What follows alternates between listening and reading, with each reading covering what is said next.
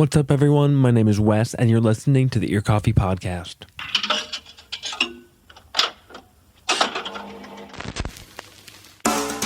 For this week's episode, we finally got a chance to check in with Baumgardner, the Minneapolis grunge trio. Late in 2022, they released their self-titled EP, filled with songs they've been crafting over the past few years with a new and solidified lineup.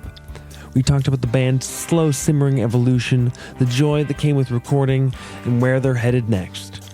Without any further ado, here's my interview with Ted, Bert, and Nick of Baumgardner on the Ear Coffee Podcast. How are we doing this Saturday morning? Doing all right, all things considered. Yeah. Pretty good. All things considered. Do we want to share a little bit? I split my finger open. I cut it with some kitchen shears, so we're here. Oof. That's what I can say. You don't need your pointer finger to talk, but you do to play guitar. Yeah, yeah. So that's the live session will come eventually, so stay tuned for that. So we are here to talk about the band's EP that they put out last fall. But before we get too much into things, let's do some introductions. Why don't we just go around, name, role in the band, any other pertinent information that you're feeling called by the Spirit to share with us? For sure. Yeah, well, my name is Ted. I play guitar. I write the songs. I sing in the band. So, yeah. Right on. I'm Bert, and I play the bass. I'm Nick. I play the drums, and I do my best to try and write a form. Sometimes, not always. Yep. Hell yeah. Way it goes. That's the way it goes. Yeah, yeah. So I modified this question a little bit, if only because Bert and Ted have already dealt with this question several times as veteran podcast guests. But I still want to include everybody in this. I like finding out where people's connections with music, even before they started playing their instrument, began. But in this case, since Baumgardner is a little bit heavier than at least Keep for Cheap, the band that Ted and Bert are also in, what was your introduction to, I guess, as broadly as you want to define this, your introduction to heavier music, whether that's just kind of like punk, hardcore, grunge, metal, just anything that kind of started leading down the pathway to make kind of the noisier stuff that we get to listen to with Baumgardner? Yeah. I mean, so for background, I guess a lot of my music influence came from my dad. And he was like a hippie back in the day. So I grew up listening to, a lot of the stuff from the 60s and 70s, the Beatles, the Who, Led Zeppelin, stuff like that. So I always really gravitated towards rock music. But my sister was really an early influence in terms of, she was always listening to a lot of alternative stuff. And there was a lot of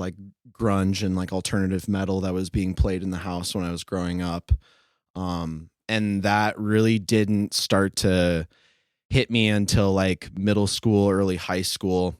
And that's when I started listening to a lot of that kind of stuff. I mean, it was a lot of grunge and thrash metal, oddly enough. That was the early stuff. And that was also I had a guitar teacher named Michael McCarty who kind of introduced me to a lot of the metal and stuff like that. He showed me Death and Megadeth and Metallica, shit like that. And from there, it just became its own thing. I would love if he showed you Death first. Yeah, we're going right for the death metal. Yeah, I mean that's what it was. He was obsessed with Metallica, and so it was really I started getting super into thrash metal, and then he was like, well, if you really want to go the extra mile, here's this stuff. And I was like, oh, okay. And it, of course, it took a while. I mean, it was I didn't really like it at first, really. It was something that took a while for me to really appreciate. But after that point, it was sort of that was the stuff that I really resonated with throughout high school, was just heavier stuff. And just, I don't know, I always had an infatuation with the 90s and the culture of that time and everything. And so that kind of just all had a really big impact on wanting to play heavier music as well. So, and then it even got more intense in college. Just I had a professor who in the first anthropology class, he showed a live concert of Bad Brains at the CBGB.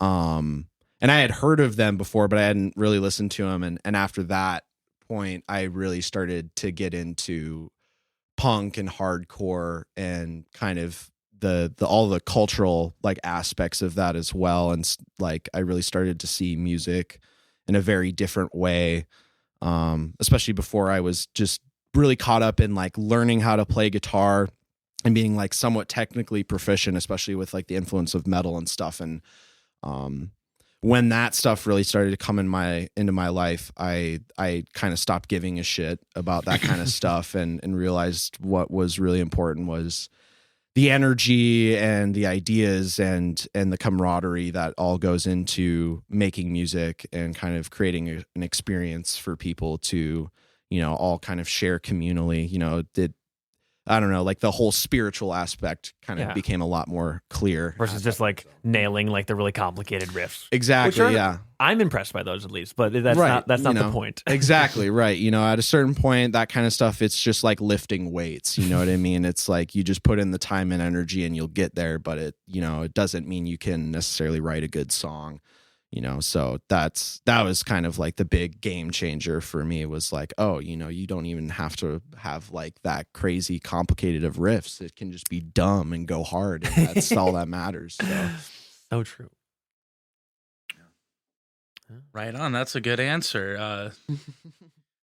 I mean, I don't know. For me, it's a similar start where it's like my dad's a hippie and grew up, you know, listening to the Beatles and Led Zeppelin and fucking The Who and stuff like that. And great, you know, and those all have, you know, at some points have some heavier elements in them, of course. The Beatles invented metal, didn't you know? Dude, I mean, she's so heavy. Here's my thing. Oh, no. I think if the Beatles, if John Lennon had gotten shot, I have a feeling that the Beatles might have gotten back together in the late 80s. Maybe they could have started doing some stimulants. I don't know. But I have a feeling that they could have possibly like invented grindcore if they had been given a little bit more time. But that's a little bit more time and a lot more speed. Yeah. Right. Or crack. One or the other. But like that's just my pet theory is that the Beatles, if they had their crack arc, would have invented grindcore. But again, I don't know, but anyway, that's a little aside. But yeah, no, I just grew up with, you know, the classic 60s and 70s rock and roll stuff. And like, so to me, that's all that really existed. And I was an insufferable child in elementary school, particularly. I was just like, I had this inflated ego. I was like, I know the Beatles, the Rolling Stones, all these other kids don't. And they're like, no, yeah, we do. But so I had that going on. And I guess, I don't know. I'm trying to think like, I guess my mom bought me a copy of American Idiot back in 2004. And I was like, yo, this is crazy. And the first CD I ever bought on my own was Dookie. So that was kind of got me into the more pop punk kind of side of stuff. And then weirdly enough, I saw an episode of The Simpsons that was a riff on Sid and Nancy. And I was like, oh, what is this about? And then I kind of researched the Sex Pistols. And that kind of led me down the road of like late 70s, early 80s, like punk stuff like that. And again, it was insufferable because I was 7 and I was looking at that, you know, like listening to that stuff. And some of the stuff is stupid and edgy. And like when you're a child, it's like, whoa. But I don't know. I think where the really heavier side of stuff really came in was I made a group of friends in like 6th and 7th grade, and they were all like already into heavier music. At that time, it was just like Metallica that we're listening to. Then it was Avenged Sevenfold, and eventually we're getting into black metal and like melodic death metal and all that stuff. And you know, I didn't. There was like 7th graders sitting there like listening to like Burzum, just like yeah, well that or like yeah, exactly. Well, I don't know. It was weird because like I was like I don't like this music. And all my friends liked it, so I was like, oh, I have to like it. But I remember like I just kind of went through middle school just being like I'm a classic rock kid. But there was a brief period of time when I was a freshman in high school where I was listening to just like Cattle Decapitation and what was the other band that I was listening to all the time? Cattle Decap and Dying Fetus, like every day for some reason. And then I just shut it off and didn't listen to metal for like years. And I've just kind of recently come around back to listening to metal like more seriously. Which is funny because I was in a black metal band for 2 years, you know, and recorded a record with them. So it's just like, I don't know. I have a weird relationship with heavy music where it's like it's not really the thing that I listen to, but when I listen to it, I want it to be fucking evil. Yeah. Evil is what I want to listen to. So that's my journey. What Yeah. about you, Nick? I think my my answer will kind of show my age in that respect. In that my dad, when I was growing up, was very much into like the '80s hair metal kind of stuff. You know, he loved Van Halen, Randy Rhoads, and that kind of stuff. You know, and I listened to it as a kid. I don't remember being particularly into it, except for like, you know, Ozzy Osbourne kind of stuff. I loved, you know, songs like Mr. Crowley were really good. I think just because I loved like that evil energy that that Ozzy gave off in that. And I like that stuff. And then of course, you know, going into middle school is when I kind of got into the Avenged Sevenfold stuff and the the 5-finger death punch. Oh no! Oh yeah. Oh god, I loved it at the time, but it's nasty. But that was, you know, my introduction into that kind of heavier metal stuff throughout middle school. Yeah. And that was more just a reflection of where I was at through middle school. It was not a fun time for anybody, but oh boy. You know, and then going to School of Rock and Soundcheck at the same time, I got introduced to, you know, songs like Hangar 18 from Megadeth. So that was also another area in which I, you know, heard some heavier music. And then into high school, I learned more about Alice in Chains and Nirvana and Soundgarden. And that's the stuff that I really clicked with. And it's not, you know, necessarily heavy metal, but it's that grungy, that slimy, that nasty, the energy that I really loved because, you know, I was an alt kid, you know, I was a little bit alienated, so I liked that energy. So By Super Unknown on like tape and like a flannel. yeah, I'm ready for 10th grade. exactly. Yeah, exactly. No, We're living in Seattle. Yep, it's the 90s. Yeah.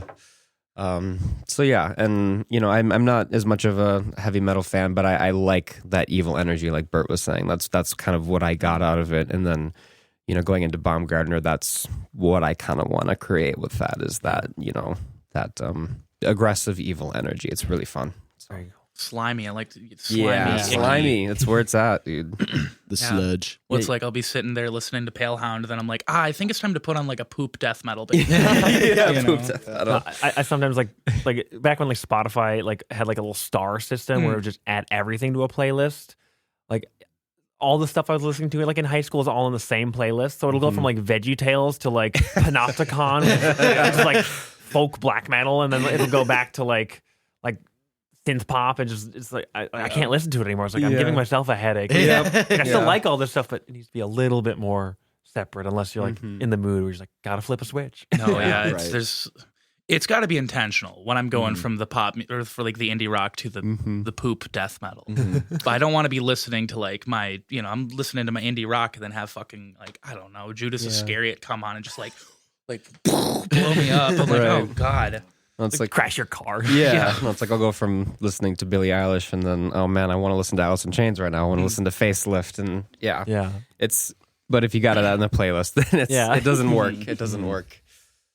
Cool. So getting into the actual lore of Baumgardner, the band formed in about early 2019, if I'm not mistaken, and it was, I think, in my research, which just means like checking your Instagram. Right. Scroll through. Yeah.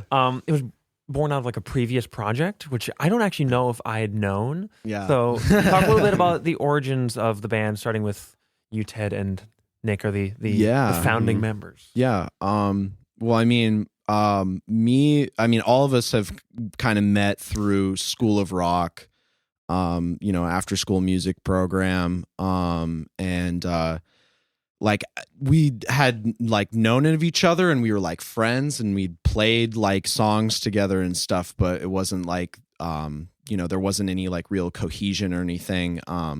But once I got into high school, I went to a different music program called Soundcheck, which is no longer here. But Nick went there as well. And we had just been, you know, doing that for a while, taking lessons and doing whatever. And at a certain point, I just started having ambitions about, you know, making my own band.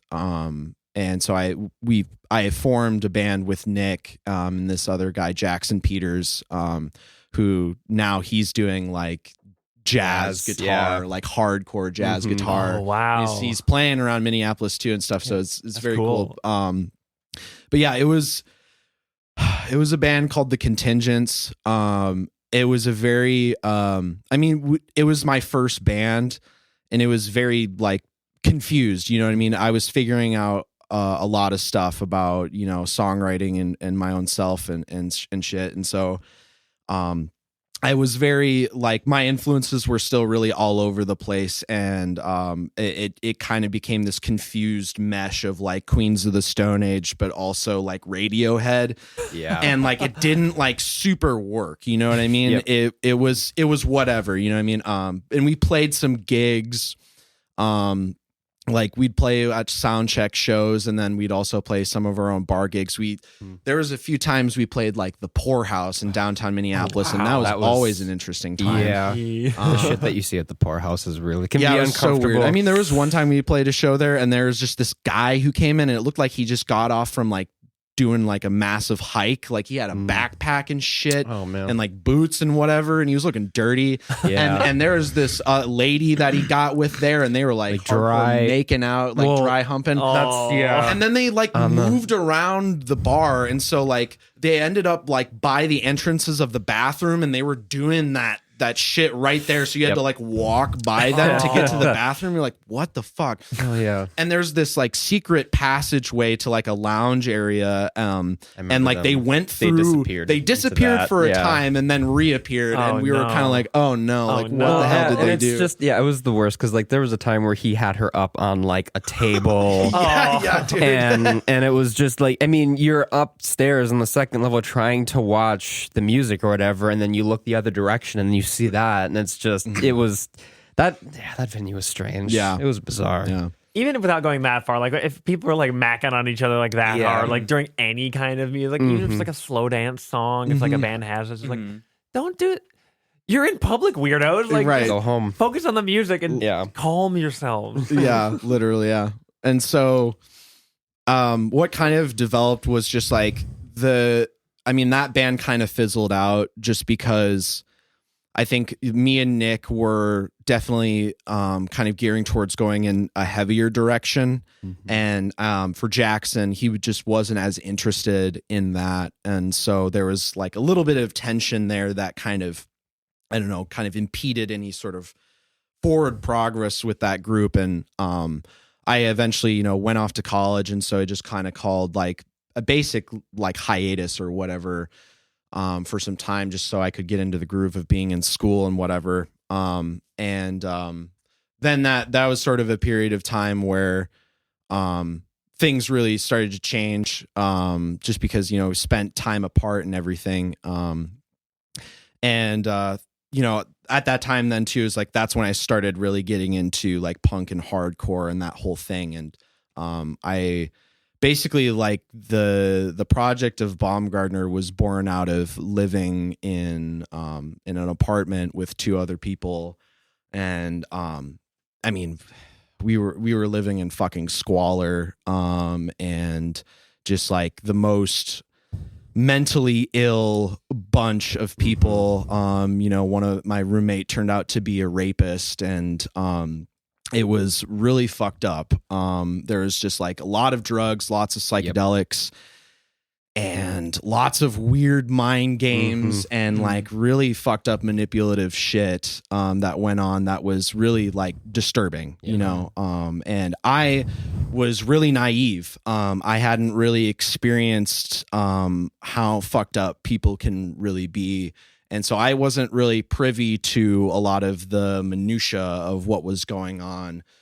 And I had gotten out of like a really terrible breakup, and like people just couldn't keep my name out of their fucking mouth. And so I was full of like a lot of rage. I was very, very angry and alienated and fed up with just a lot of shit. And I was one of the other roommate that I had, who's still my good friend Mars. He kind of was somebody that I could bounce ideas off of, and he's a creative dude. He does kind of his own like art and shit like that. He's mostly digital and like photography stuff that he likes to do. And it kind of just came out of like we would sit on the porch and chain smoke and whatever. And the initial idea was I had that name for Baumgardner that was like kind of stewing in my head. I was like, that name was like, oh, that sounds cool.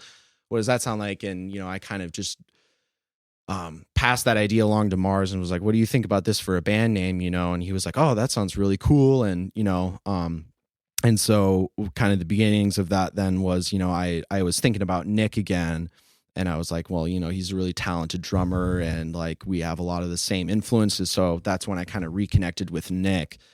And at that point I just was starting to write stuff in the apartment and coming up with riffs and things. And through all those experiences, yeah, just like figuring out all that stuff, things felt like they were starting to finally come together a bit.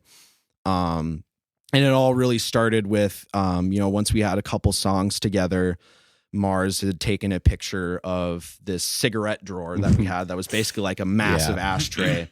And there was like hundreds of cigarettes in there. And he took a picture of that and like put it through some filters, you know, fucked it up a little bit. And then that kind of was like, oh, that's going to be like the demo cover. Yeah. And so I spent some time recording some demos with Nick. And we played a couple shows as like a 2-piece, you know, at like High Watt House and I think at like Cadence as well a couple times. And that's when we were really kind of in the stage of like really formulating the sound and like just like we were listening to a lot of music and talking a lot about like what we wanted to go for. You know, it was a lot of like, I mean, early stuff. It was like a lot of Nirvana and Butthole Surfers and just like wanting to have that attitude of like, you know, something that's heavy and raw and like visceral, but is also doesn't take itself too seriously. And so as like that kind of came together, you know, unfortunately then the pandemic hit.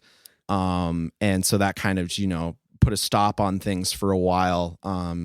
But, you know, just kind of kept writing through that pandemic. And once like we kind of got out of the thick of it, you know, we were looking for a bass player. We had a couple like people try and play bass for us, you know, before, and things didn't like super work out just because of, you know, personal reasons and people having their own shit going on in their life. And I basically made a call on social media that was like, we're looking for a bass player, like who's going to do it. And a lot of people reached out and were interested. But then Bert reached out personally and was like, hey, I'd like to play bass in your dumb punk band. Like, and I was like, hell yeah, dude, that sounds cool. And so, yeah. And that's been basically the lineup for, you know, 2 years Coming up on that, you know, I think. I think now. Jesus Christ, really? Yeah. I think so. Yeah. And 2021. God. Almost 2 years ago. yeah. And so it was like, I think our first show together was, you know, the three of us at 7th Street Entry, and we opened for Floodwater Angel and Diva J, which was like a really incredible show. It was fun. It was insane because I mean the night before we all got really fucking drunk and like I didn't know if I was going to be able to make it to that show. Yeah, it was bad. We were like literally sitting there like suffering, trying to be present as much as possible. Yeah.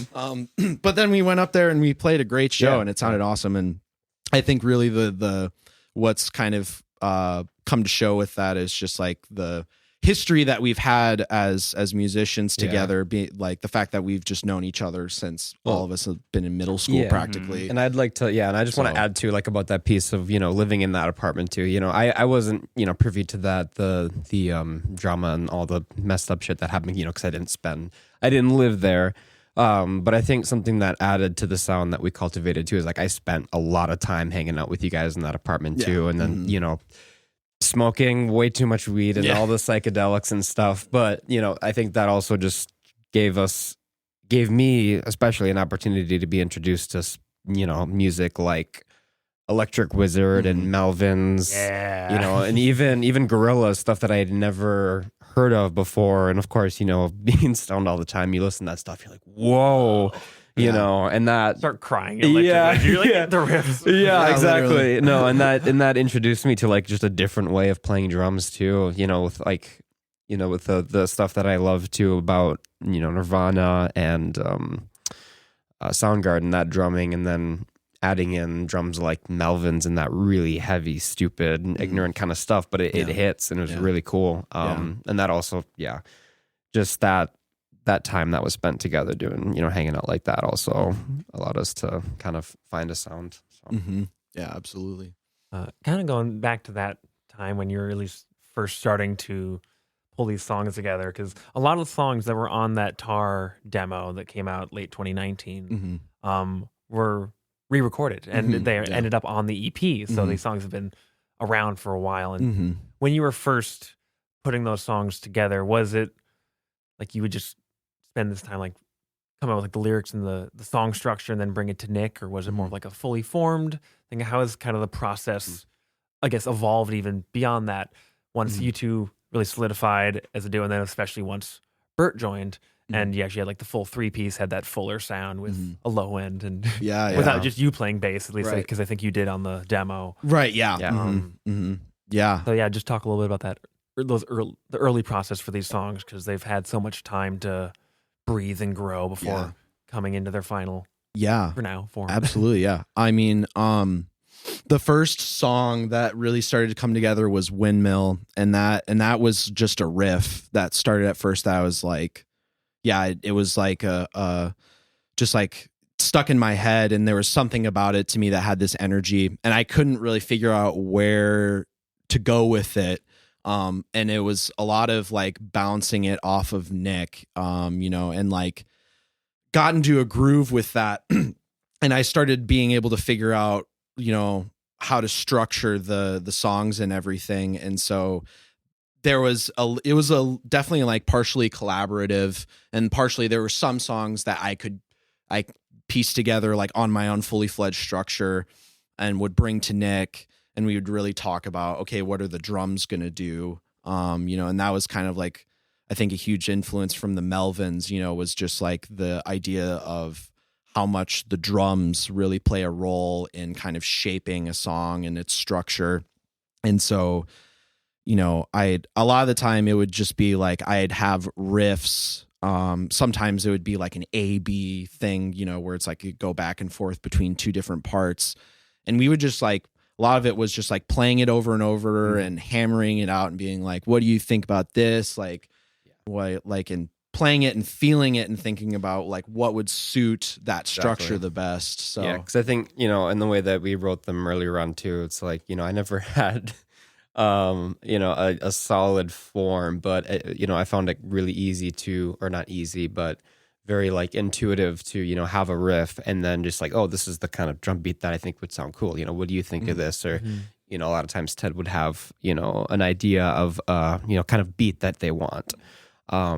And then, like Ted says, just like jamming on that. Feeling and then it out, exactly. And it's like, oh, this fill would be kind of cool to play in between that, and then you kind of get that energy flowing where it just kind of flows naturally, I suppose. So. Yeah, totally. Yeah. I think a lot of it was like really learning how to turn off your brain and not think about just not thinking, but feeling it, because that was what would create the energy that we wanted, so it was make it very organic. Yeah, exactly. Not trying to intellectualize things and just kind of, let things flow freely. Since these songs have just had so much time to grow and kind of with live shows, with practice, with recording, has the process remained pretty consistent now that Bert's in the fold, and then with the other songs that are newer, whether they were some of like the unreleased stuff that may hopefully see the light of day, or the couple of new songs that did end up on the EP, has it really just been maintaining a truth of that kind of just, we want to make sure it's organic, see what feels right for us, or what has kind of that growth been? What has that process changed like? Yeah, I mean, now it's a lot of the time, I really find that a lot of the songs that I write, I usually end up writing them on my own, and I usually can feel out a structure, and I try to have like a full song written when I bring it to the band. At that point, it is kind of a similar thing where Nick gives his input, Bert might give his input, and there's been certain things like, you know, we've been playing a song for a while, and like one song like Praise Fetish, that song like was pretty much written like totally, but as we were jamming on it as a band, figuring it out, you know, it was like Bert had an idea about, let's have this little transition part where it's like, and that like those little things start to like come together as like a collaborative process. Those subtle really, shifts. and that like kind of elevates everything, you know. And like more recently too, it's been like sometimes I have ideas where it'll be like a partially written song, and it's, you know, I know it can go somewhere, but I don't have like the ending figured out, or there's like, oh, I know something's going to happen here, but I don't know what it is. And so it's like, you know, just jamming together as a band, you know, me and Bert have like jammed together on our own, just figuring out like where to go from there. And, you know, so a lot of the time it's like, I really try to have that full structure done. And if I can't, then it's like, I just bring what I have to the band. And then that's when like you know, it's a mostly, you know, collaborative process, but I usually try to come in with the skeleton at the very least, you know? yeah. When I feel like it's becoming more collaborative as we write more for songs. sure. Yeah, absolutely. Yeah. Like the last 2 or 3, well, except for like the hardcore punk song. That one, that was fucking done when you came out with it. But it's 50 seconds long. There's not a lot of writing to do. But like the last like 2 or 3 songs, I mean, I'd say they've become progressively more and more co-written by the 3 of us. Because it's like, you know, the 2 of us will bounce the whole riff shit off of each other. We'll go, well, this riff, dun, dun, dun, dun. You know, that stuff. And then, but we'll come to an impasse. We'll be like, we don't know how to go to the next section. And it's just, the answer is just drums. Just drums. Well, Nickel, dude, because you're a fucking amazing drummer. Thank you. Yeah. So we're just like Nickel, and then you're like, you know, you do your shit, and Well, and it's great. it's like A duka duka, yeah. and I find too, like with the writing for the drums that I do in Baumgardner really isn't writing, which I don't know, it feels kind of lazy, but at the same time I found myself like with all the fills that I do and stuff like that between sections and songs, especially, you know, for songs like Windmill that we've had for so long, I found myself like over these years I'm still changing things that I don't like, and I'm still changing things about the fills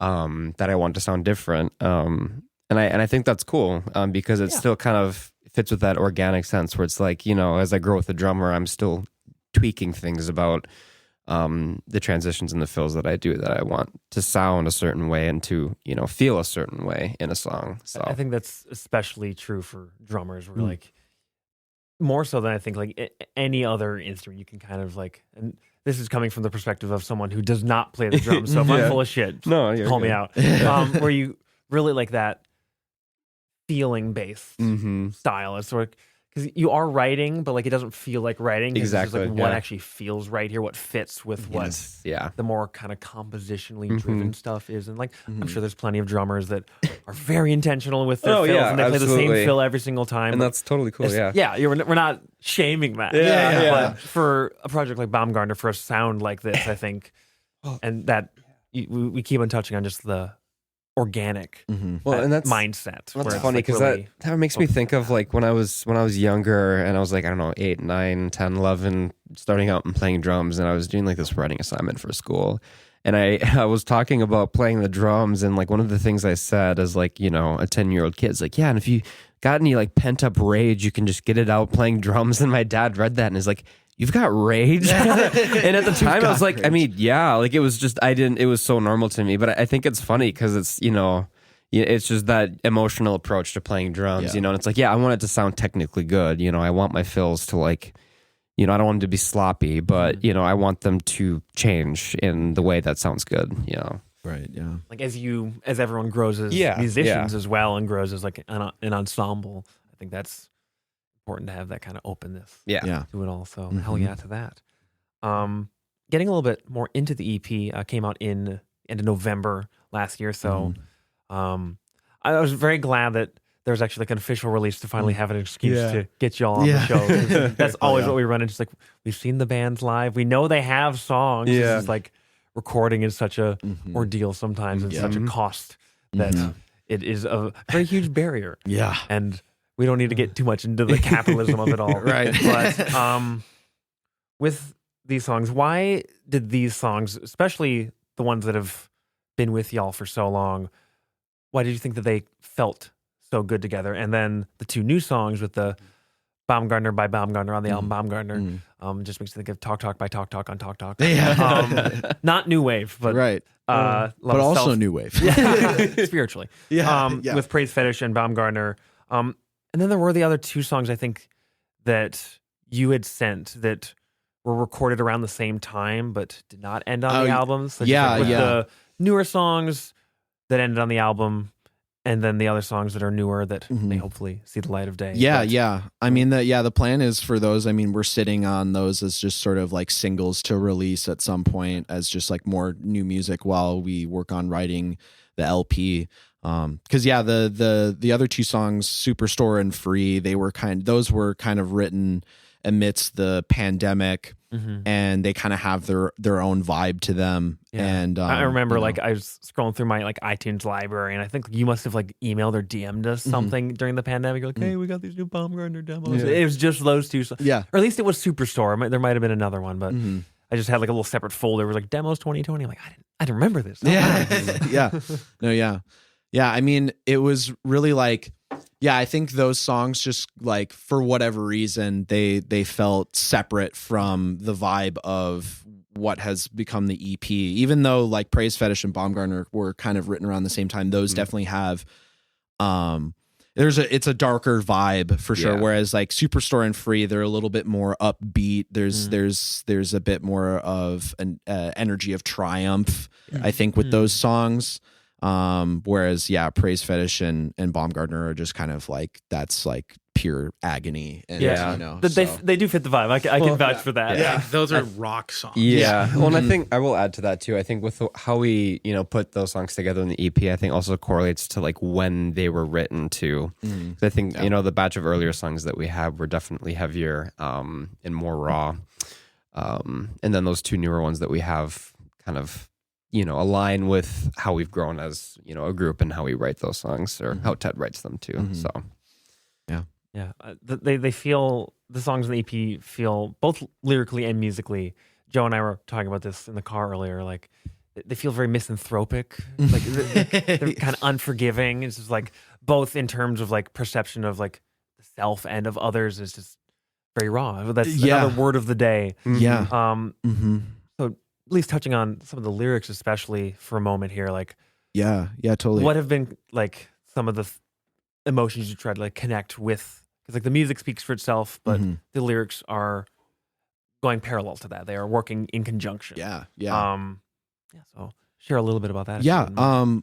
I mean, lyrically, I think a lot of that stuff, it was sort of an influence of just kind of saying whatever came to mind, and kind of I have this attitude about lyrics that's like it always starts as word salad. It's just kind of as I write a melody or whatever, I'm just saying random syllables and things that just kind of come out, and usually that's where I start to find words.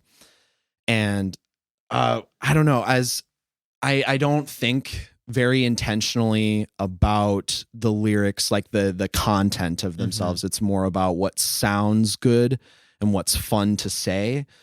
And usually the meaning kind of comes afterwards. Yeah. There's sort of a stage where I've written it and it's fully fledged lyrics, and then I kind of come to interpret them at that point.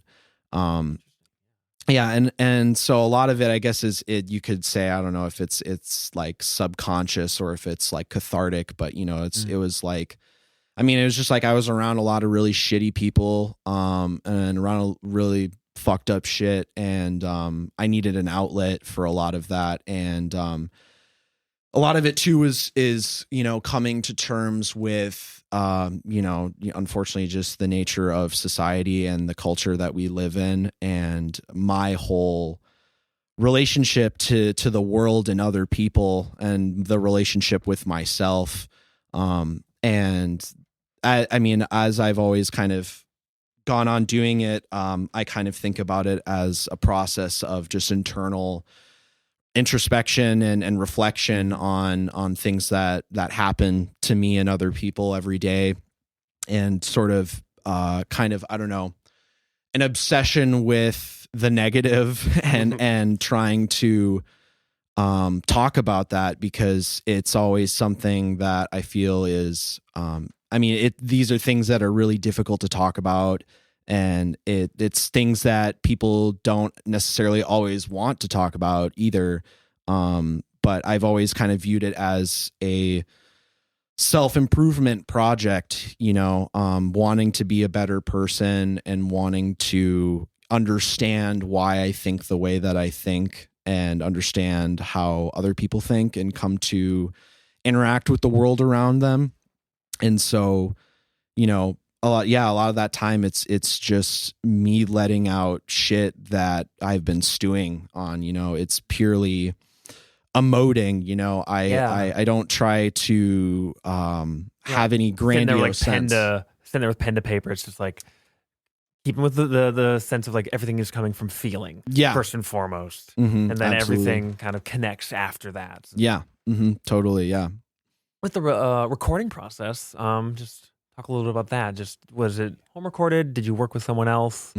Because obviously, only real frame of reference is live or the demos, and these songs, they have more of that crunch that they really need, that you want from this kind of music. So what was that process like? For these guys.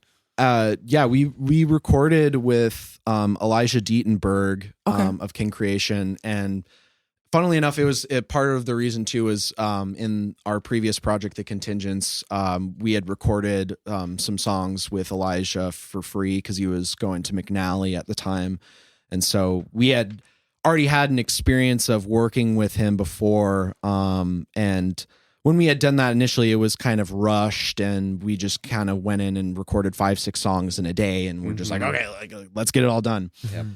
And so this time it was like, with that time apart and coming back together to work on something again. All of us had really grown and changed, and we had more sense of, what we really wanted to get out of it. And Elijah knew what we wanted to go for too, and so it was just a very natural sort of like, we're gonna make a big fucking heavy hard rock record. And it worked out really well. We just recorded in this house that had been renovated into being a studio, and it was, I wanted to go for like a Steve Albini style sort of recording setup where it's like, it's a very live room, it's wood paneling and everything. So you really get that feeling of like you're in a basement when you're listening to that stuff. Cause all those recording techniques that I really loved hearing on records, I just wanted to emulate that and really carry that sound through. And it was just very, very seamless. We had been working on the songs for so long, and Elijah had like really cool things to contribute to that felt like, it wasn't like he was taking control or anything, but he was contributing in a way that felt like it was elevating the work. And so not like trying to like seize control of the steering wheel. No, not at all. It felt very natural in that way. So he's such a gentle dude. Like, he's the most gentle, mellow dude I think I've ever met in my entire life. And like, we're different. Ted a little crazy. It's like Ted and I have this weird dynamic where we're really antagonistic to each other. Like, it's kind of a joke, but like, we're all like, fuck you, I hate you. And so like, I think obviously like Elijah was kind of taken aback by that slightly when we started.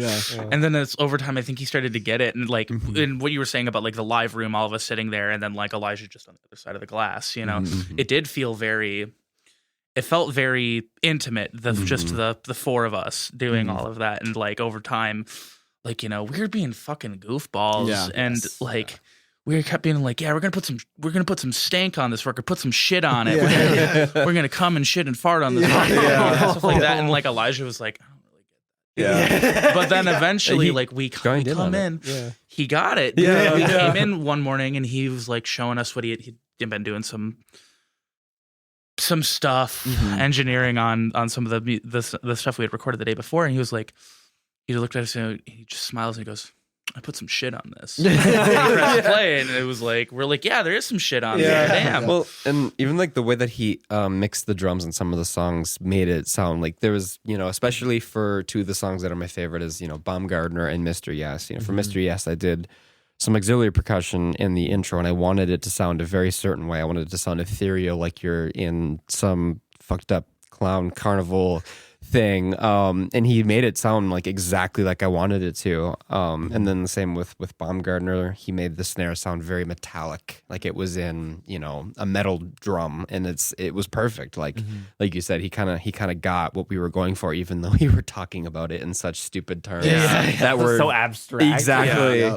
No, and exactly, those drums sound fucking huge. No, exactly. And I think it's crazy because did we record all of the songs on the first day, like just the main tracking? Was it the 2 days that we did that? I think it took 2 days to get to track everything, and then it was going back and doing overdubs and redoing parts. All I remember, what I remember is recording basically the entire EP in the first weekend, and we had how many weekends booked? Like we had booked 3, and then we ended up just doing 2 because things just were moving so quickly, and and we weren't really planning on recording like Superstore and Free. We just figured, we'll just record the EP, but we had so much extra time that it was like, well, fuck it, we'll just record everything that we have, and then we'll decide what goes on the EP and then what we'll release later. Save is the dessert. Yeah, exactly. Yeah.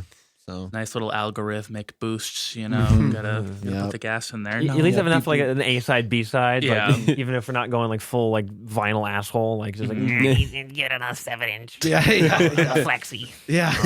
Do the hippocampus and just like give people like little flexies. Just Well, no, we gotta obviously wait. big inspiration. Midnight needs to get another pressing. Midnight needs another pressing. I'm going to kill you. You need to stop. 10 There you go. That's the spirit. I still have enough like record store employee trauma. Like people say, like, "Yeah, we should buy some King Gizzard vinyl." I'm like, "Shut up! No, God, no!" Like, I'm a real vinyl collector. I treat my records like shit. I haven't put any of them away. Any of the records I've bought in the last year, I leave them away. out. They've just been piling up. I'm like, I've got so many on my shelf. I don't want to re-alphabetize them, so I'd rather just ruin them by like just letting them sit there. But anyway, I'm a real record collector. I'll take a day and just help, because that is exactly the kind of stuff that satisfies like my brain's like, let's alphabetize someone's record collection and add everything to Discogs, find the exact pressing. Just makes me think of when Nardwar interviewed Keith Morris, and Keith Morris was just like, "Who the fuck taught you how to handle vinyl, dude?" And he was just like, "You don't grab it with your fingers on the vinyl itself, okay?" Like, it was so funny. I mean, don't yell at Nardwar, Keith, but even if you are right, Nardwar can handle it, man. Yeah, he'll rise above. Yeah. Oh. Anyways, back on topic. This can be whether it's a moment for you individually or just a moment that really stands out when you're listening back to the EP. But what is your favorite moment, or like if moments when you are listening back? Like, what are the moments that stand out on this EP to each of you individually? I think I really enjoy how the EP has come together. I really like the way that it flows, just from track to track, and all of the little like details that we were able to flesh out with Elijah, that really make it feel like a listening experience, and like, for me, standout is definitely Praise Fetish, with like when that guitar kicks in at towards the end of the song, everything else drops out. Like, it's just that moment that feels very like, yes, like hardcore punk, like, fuck yeah, this is rock and roll, like rock and roll. So for me, that's definitely a highlight.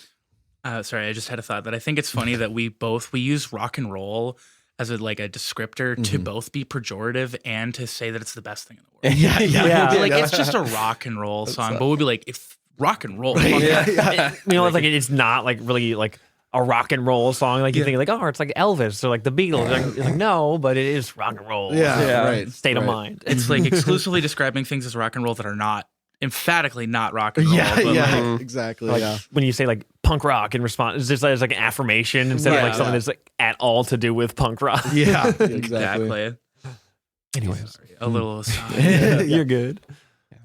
Well, I mean, I think the two songs that stand out to me a lot is just the sounds of the drums and the auxiliary that I did for Mr. Yes and then Baumgardner.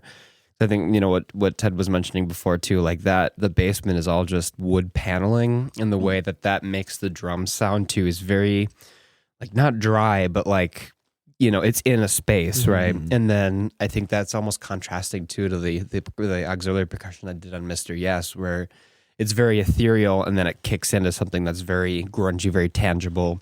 And then, you know, the snare sound too on Baumgardner, where it sounds like the snare is inside of a, you know, 55-gallon steel drum. It resonates and it's sick. You know, it hits. So It hits. yeah. You said tangible. I like that. Yeah. That's a good word for it. Because like, yeah, the record, I kind of solidifying what I had said before a little mistake, but Cut that. like kind of taking what both of you said, like tangible, like being in that room together, the three of us with Elijah just kind of the other side of the glass, it felt so tight and it felt so intimate when we were doing it. And like, we're recording these heavy songs that are some of them really fast, some of them really slow.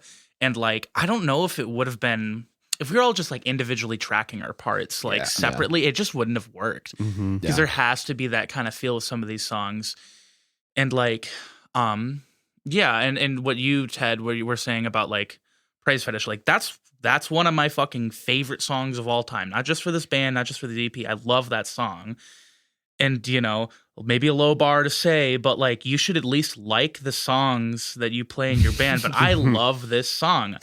I fucking hate practicing. I hate doing anything involved with the band, but I'm mad if I don't get to play this song at band practice because it's just so fun. It's so fun. And like, you know, like I said, like, it's my favorite part of the EP is that these songs are so heavy and sludgy and slimy, all that. But then there's these pockets of like fun. Like you can hear that we're having fun when we're recording it, which is funny. Like we're, you know, we have this, we're this idyllic house in the suburbs that, you know, back faces a lake and it's all this stuff. And then we're recording these just miserable songs about like hating society and yourself. And drinking too much, and drinking nasty liquor that you got to water down. I know. I don't know. Only Malort shots. I can't remember which track it is on the EP, but I think when we get done, you can hear me laughing or something where it's like, I don't know, somebody says fuck or something. It's probably me. No, I think that was you. You're like, fuck. And then, I don't know. I just love that that's in there because it's a reflection of that energy that we've got, that the fun that we're having, I guess, in that room together. So versus like how every good emo album needs to just have like a guy just yelling fuck at one point before a breakdown. Me just sucking at tracking and like just fucking up right at the end. Fuck! Yeah, dude, that was, I don't know why that was so hard to record at the beginning of the Sow. Like, I just like could not get it. It's just syncopation isn't your thing, man. No. I don't know, dude. Rhythm is not my thing. I feel everything out, which just means I don't practice. And then it just happens. Yeah. The takeaway of this whole episode is just Bert does not like practice. No. I love being in bands and I hate every single thing involved with the process. The duality. I love it. I have to do the thing that I spent $10,000 on equipment for. I guess. Yeah. Kind of continuing on that. This doesn't have to be something from the EP necessarily. It could be like a moment from a live show or when you're first listening to the mixes of the EP and just really feeling that sense of accomplishment. But describe a moment where you really feel like Baumgardner as a project was accomplishing what you wanted it to individually, as a musician, as like I said, as a whole entity, as an EP maybe for that. Just one where you really are feeling a sense of like, this is why I want to do this. This is why, despite hating every single aspect of the process, it reminds you like this is why it's all worth it in the end. Yeah. I mean, I think for me, really like live shows are what give me that sense of accomplishment. I mean, I think one of the more recent shows that we played, when we played at the Rose Club, that show was like, it was fantastic. It was one of the first shows that we had where it really felt like, damn, we sounded like a proper band, and like people were going ape shit. And like, I mean, that's one thing that always gives me a sense of fulfillment, is when I play a song, with this band and people start moving, that's the sign to me that it's good. It's like, if the song doesn't make people want to thrash around and like push people, it's not hitting, you know what I mean? And like, just having that power to be able to have people just like move and get their shit out, like that's something that always like fills me with like joy, in a sense of like, yes, like I did the thing. Your catharsis is like causing their catharsis Yeah. almost. It's like Right. secondhand, but like not The to chain devalue reaction. it. Yeah. That's a better way of putting it. Yeah. No, exactly that. I mean, because it's no secret that we've had better and worse shows. Oh, like yeah. we've performed pretty poorly a couple times. Felt. All of Yeah, us yeah. have had that happen, but like I think we always do the best when we're playing like a house show or something a little bit more intimate, where because what I'm thinking of is that show that was, I can't remember the name of the house venue. It was the one nearby my place. The Pink House show, Yeah, the where we Pink played House, in the yeah. backyard. Yeah. Yeah, That show people was were kicking fucking- up mud and shit. People Yeah. were getting like pushed onto the stage. Yeah, You know, back porch. like it was crazy. People were going absolutely fucking ape shit at that show, and like people were swinging like fucking crowd killing on like on Yeah, our oh set. And my I was like, us really? Oh my god! Like, all right. But yeah, no, it's those They're moments. they're are windmilling sick. to windmill. Yeah. Yes, exactly. exactly. Like it. No, literally. No, it's that show. Yeah, the Rose Club gig, and then like I'm trying to think. I mean, just shows that inspire people to move. Which then inspires me to move and get more. Well, it's the liquor kind of ramps up over the course of the set, and then like fucking like yelling at the audience while I'm playing and shit, like getting really aggro, but in a friendly way. Right. Yeah. So, Well, and I think that's really cool too about the Rose Club show is like we even had that one technical difficulty. I think in the first song we played that they couldn't hear the vocals, but Oh, it yeah. did. We just That played was it the again. show. Yeah, Yeah, no, we just played and it. Luke. Yeah, Okay, yeah, that was- the show sounds really familiar. Yeah. Well, and it was great too because it's like it still flowed, like it didn't bother us. We just played the song again, and then it was almost good that it happened because it was like we played it without people couldn't hear the vocals, but it was still fun. And then we played it. Oh, now people can hear the vocals. It's like, oh shit, now it's actually here. It's like elevated the second time that we played it, but it felt really natural, and I have a tendency to kind of go into a trance when I play drums too, so I don't really know what the fuck's going on. But, that's the point of why I play in this band too. And, the music that we create is because it's like,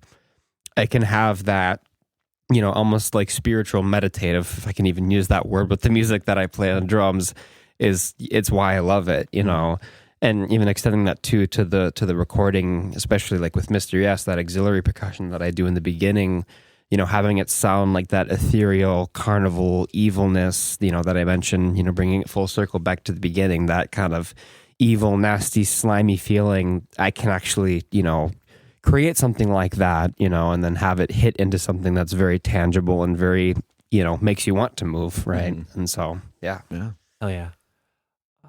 What does the future hold for the band? I know we kind of talked about a little earlier, got some songs in the bank that are recorded and waiting to game the Spotify algorithm and all that song and dance that we love to do in 2023 and so on. But yeah, beyond that, what are we looking forward to?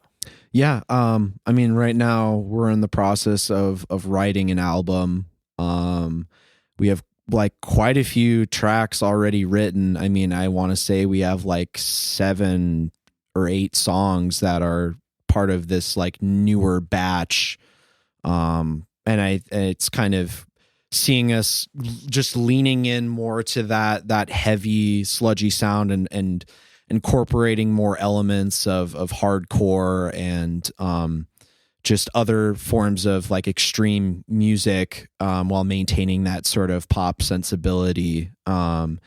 that's really what we're looking forward to, is just making that record. And then, from there it's, playing more shows and seeing where that takes us, cause I don't necessarily have any grandiose ambitions, with this band, but, I know that it's something that makes me happy and something that really fills my time. And the more I put into it, the more I find myself growing and developing as a person. And that's all I really hope for is, as we continue to go on, we grow and change, and we just keep making music that, fulfills us and makes other people want to fucking move, or even inspire them to take on artistic projects of their own, Or even so just like punch somebody. yeah, let it we'll out, start man. small, yeah. Yeah, exactly. Break some shit, whatever's going on in your Limp life. Bizkit said it best. Yeah, Yeah. exactly. No, definitely. I mean, yeah, it's the writing. I feel like we're Baumgardner, as somebody who's newer to the band. Baumgardner is kind of a band that has had a rocky trajectory. Yeah. Lots of stops and starts and stalls, and like, oh, you're going, and then it just fucking free falls for a second. But like, that's one thing, and that happens to a lot of bands. Like, Keep for Cheap has had that at certain points. Like every project I've been has had that. Yeah. Like, Yeah. but like, we're also like definitely at a point where like the 2 years, Jesus Christ, I think it's been 2 years that I've been in the band. Like, we have been sort of like slowly morphing into like what I think a final form is, because you've got all of these different songs that sound really different from each other, but they're all clearly Ted Tiedemann songs. You got all the idiosyncrasies and all the little quirks of the way that you write your songs, and they're there. But like, these new songs are becoming more and more and more and more like, these are Baumgardner songs. Because if you listen to some of the older ones, it's like, okay, well, this is a Melvin song, this is a Nirvana song, this is Right. But as written by Ted. Yeah. But yeah, no, I think we're definitely like really solidifying more of this like Baumgardner sound, which is nice. It's cool, and like, we're getting better at writing songs, and it's faster at writing songs. It used to be like fucking forever. Yeah. But Well, yeah, and I think like solidifying that Baumgardner sound also kind of goes in tandem with how, the dynamic between the three of us is in rehearsals and how we write songs together too.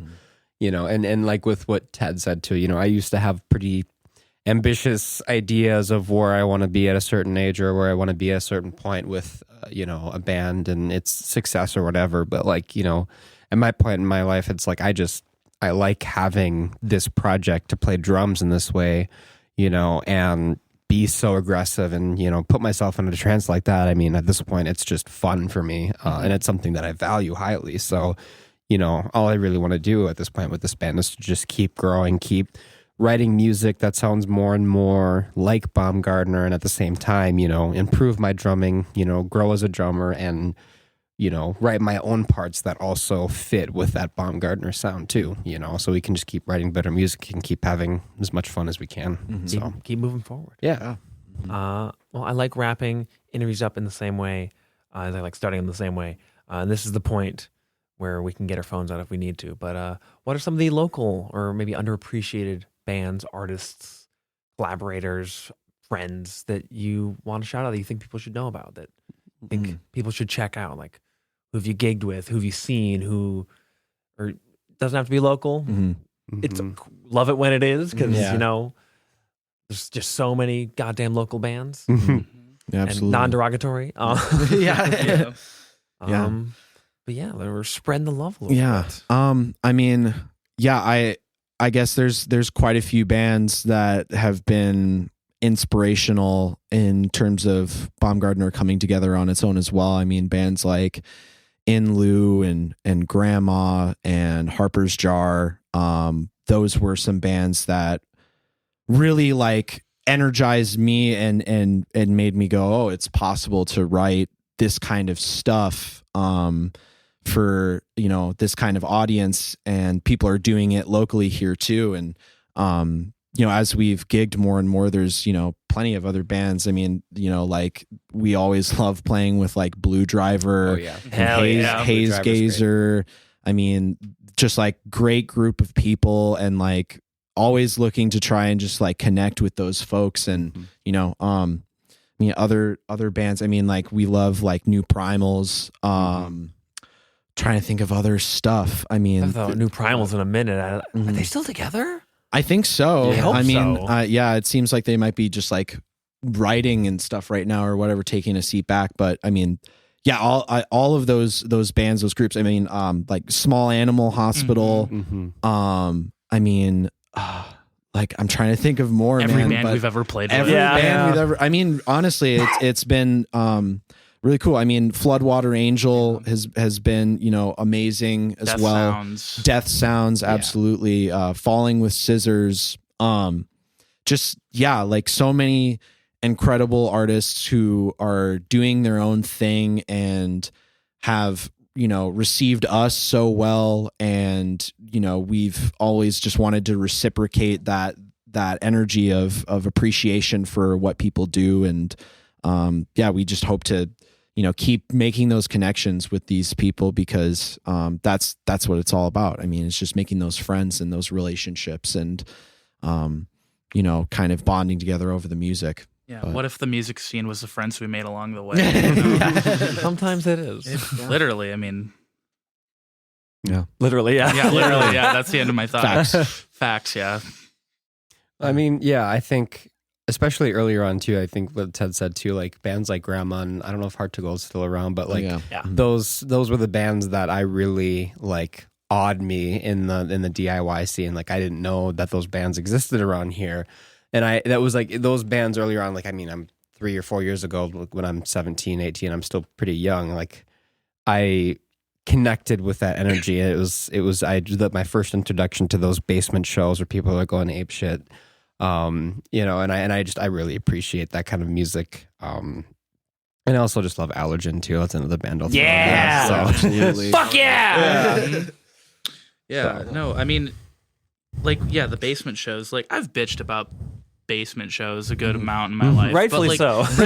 I mean, sometimes they suck, but when they're on, man. And it's like, I like them more as a viewer than a performer sometimes, because I don't like carrying a bunch of heavy equipment down like Nobody can rickety stairs. But like through, because like Keep for Cheap we're booking our tour for like in March, and that process has kind of made us all sort of realize how special the Twin Cities are in particular, in the Midwest, like just with this DIY scene, like because.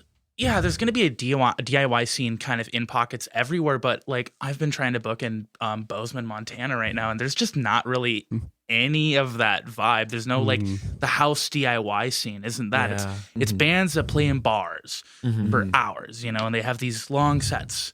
And it's like out here there's, not to sound cliche, but it's like it's a little bit less like what's the word? Like monetarily driven. Like, there's the band industrial complex where all the money that goes into your band just goes into being a band. yeah. But like, but it's like, you know, I think there's so much energy out here of just like wanting to rock and like wanting to like make connections and be hanging out with people and just sharing spaces and creating spaces, which is super duper cool.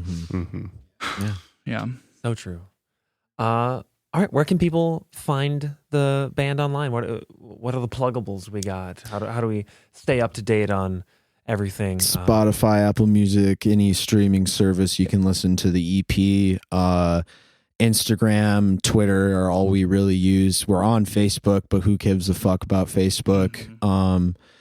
We don't try to overload people's feeds. You're probably not going to hear from us all the time, but when we have something to say, we'll have something to say and you'll see it. So, you know, just keep your eye out, you know. Yeah. Definitely check it out. Stay tuned. Thank you so much, y'all, for taking time out of your day to chat. I'm glad we could finally, like, it's always fun when it takes like 4 years to get a band on the podcast. So we think we're like, this band's really cool. We should have them on the show. Yeah. And then for whatever reason, COVID, recording, busyness, this was like takes years. And finally we got you here. So I appreciate that. Almost cut your finger off. And Almost cut my finger off. And You're just trying to get out of the live side. You're like, I don't want to play tomorrow. Die! Yeah, exactly. But yeah, no, thank you so much for having us. This is cool. It's been, 4 years in the making. And so very glad to long, be here. Yeah. So Glad it happened now. It's really great. yeah. So yeah, thank you so much. The Ear Coffee Podcast is a companion to the blog of the same name. If you like this episode, please leave us a rate and review so we can stand out among the other music podcasts. You can follow us at Twitter, Facebook, and Instagram @Ear Coffee. Thank you for listening, and we'll see you next time.